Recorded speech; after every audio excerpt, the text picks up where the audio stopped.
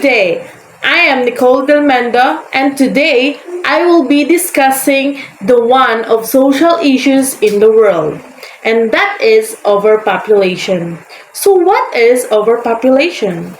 Overpopulation is an undesirable condition where the number of the existing human population exceed the actual carrying capacity of Earth. Overpopulation is caused by a number of factors: reduced mortality rate, better medical facilities, depletion of precious resources are few of the causes which result in overpopulation. It is possible for a sparsely populated area to become densely populated if it is not able to sustain life. Overpopulation occurs when a species population exceeds the carrying capacity of its ecological need.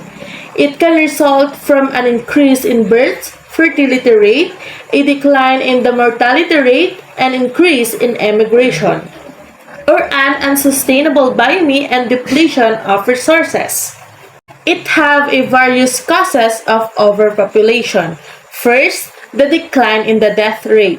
At the root of overpopulation is the difference between the overall birth rate and death rate in population.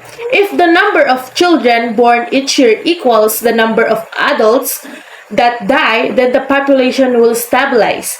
Talking about overpopulation shows that while there are many factors that can increase the death rate for short periods of time, the ones that increase the birth rate do so over so long period of time.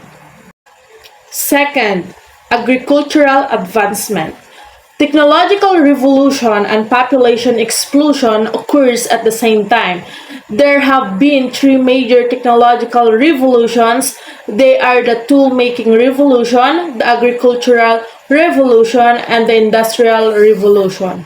Agricultural advancement in the 20th century have allowed humans to increase food production using fertilizers, herbicides, and pesticides and yield further. This allowed of human with more access to food that leads to subsequent population explosions. Third, better medical facilities. Following this, the Industrial Revolution started.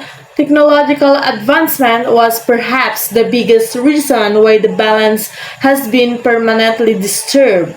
Science was able to produce better means of producing foods, which allowed families to feed more mouths. Besides, medical science made many discoveries, thanks to which they were able to defeat a whole range of diseases. Fourth, more than hands to overcome poverty. However, when we're talking about overpopulation, we should understand that there is a psychological component as well.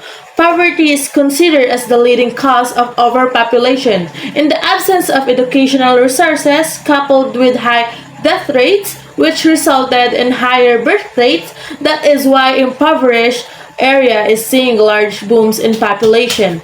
For those of years, a very small part of the population had enough money to live in comfort. The rest faced poverty and would give birth to large families to make up for the high infant mortality rate. Fifth, child labor. It is no less than a tragedy that child labor is still in practice extensively in many parts of the world. As per the UNICEF, approximately 150 million children are currently working in the countries having few child labor laws. The children being seen as a source of income by impoverished families begin work too young and also lose the educational opportunities reflected, particularly when it comes to birth control. So we have fatal effects of overpopulation. The first one is depletion of natural resources. The effects of overpopulation are quite severe. The first of these is the depletion of resources. The earth can only produce a limited amount of water and food, which is falling short of the current needs. Most of the environmental damage seen in the last 50-odd years is because of the growing number of people on the planet.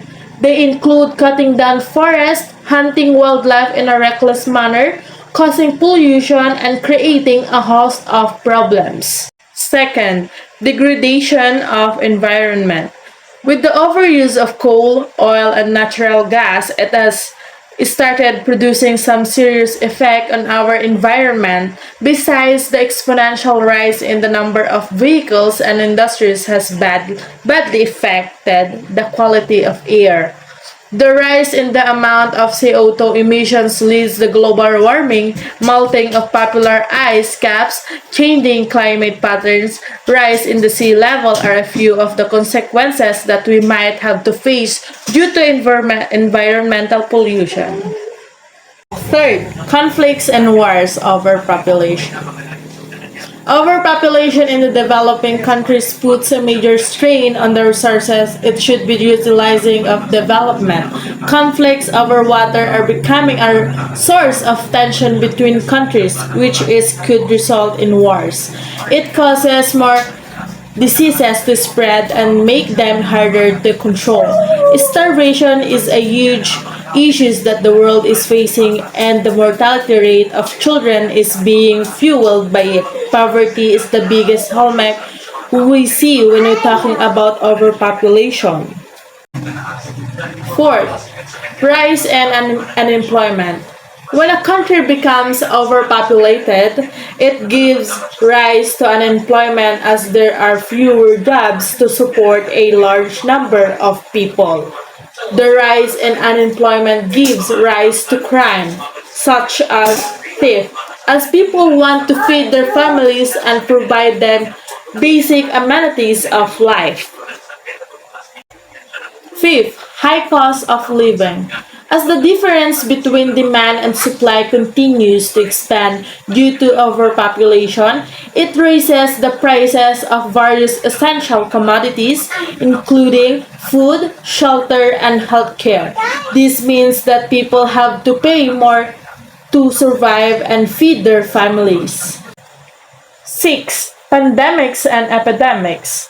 Poverty is linked to many environmental and social reasons, including overcrowded and unhygienic living conditions, malnutrition, and inaccessible, inadequate, or non existent health care for which the poor are more likely to be exposed to infection diseases. Further, high densities of overpopulation increase the chance of the emergence of new pandemics and epidemics. Seventh, malnutrition, starvation, and famine. When the availability of resources is scarce, starvation, malnutrition, along with ill health and diseases caused by diet deficiency, such as rickets, become more likely. Famine is typically associated with less developed regions, and there is a high correlation with poverty levels.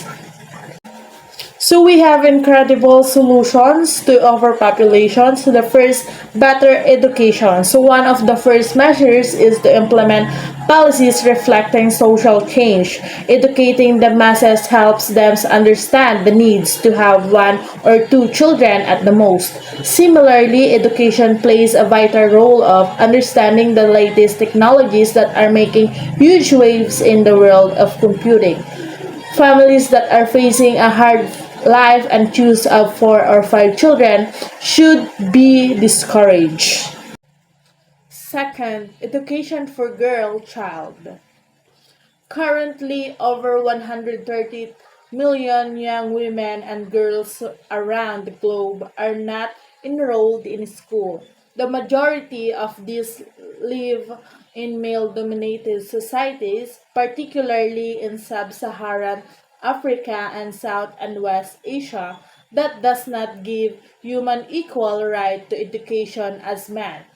Entrenched gender norms and children marriage further disrupt their access to education.